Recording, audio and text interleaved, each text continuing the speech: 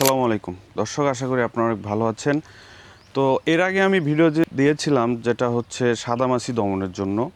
আমরা সবজি চাষ করতে গেলে আমাদের কিন্তু শোষক পোকা লেগে যায়। এই শোষক পোকা দমনের জন্য যে আমি ভিডিওটি দিয়েছিলাম সেটা দেখে আপনারা অনেকেই সাকসেস হয়েছেন শোষক পোকা এবং সাদামাছি দমনে। তো ভিডিওটি আমি আই বাটনে দিয়ে দিচ্ছি, আপনারা চাইলে সেখান থেকে দেখে আসতে পারেন। আর আজকে আমি আলোচনা করব যে আপনি আপনার সবজি ফসল থেকে কিভাবে মাকড় দমন করবেন এবং মাকড় নাশক হিসেবে যে কয়েকটি প্রোডাক্ট বাজারে পাওয়া যায় এগুলো আপনাদেরকে জানানোর চেষ্টা করব। অবশ্যই ভিডিওটি শেষ পর্যন্ত দেখতে থাকুন। প্রথমে আমরা জানার চেষ্টা করব যে যদি আমাদের ফসলে মাকড় লেগে যায় কেমন দেখা যাবে। মাকড় যদি অ্যাটাক করে সেক্ষেত্রে দেখবেন যে গাছের পাতা নিচের দিকে কুকরি হয়ে যাচ্ছে। তো এই মাকড় থেকে রক্ষা করার জন্য আমরা যে প্রোডাক্টগুলো ইউজ করতে পারি সেগুলো আমি আপনাদেরকে স্ক্রিনে দেখানোর চেষ্টা করতেছি। আপনারা বাজার থেকে সংগ্রহ করে কিন্তু এগুলো ব্যবহার করে মাকড়গুলো খুব সহজেই দমন করতে পারবেন।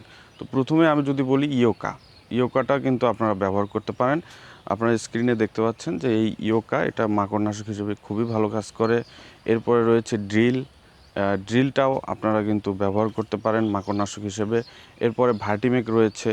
এই ভার্টিমেক এটা সিনজেন্টার একটা প্রোডাক্ট, এটাও আপনারা মাকড়নাশকের জন্য কিন্তু ব্যবহার করতে পারেন।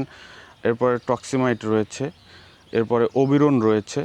যে এই যে জাতীয় মাকড়নাশকগুলো, এই মাকড়নাশকগুলো খুবই ভালো কাজ করতেছে। যেগুলো সবচাইতে ভালো কাজ করে সেই বিষয়গুলো কিন্তু আপনাদেরকে ইনফরমেশন দেওয়ার চেষ্টা করি।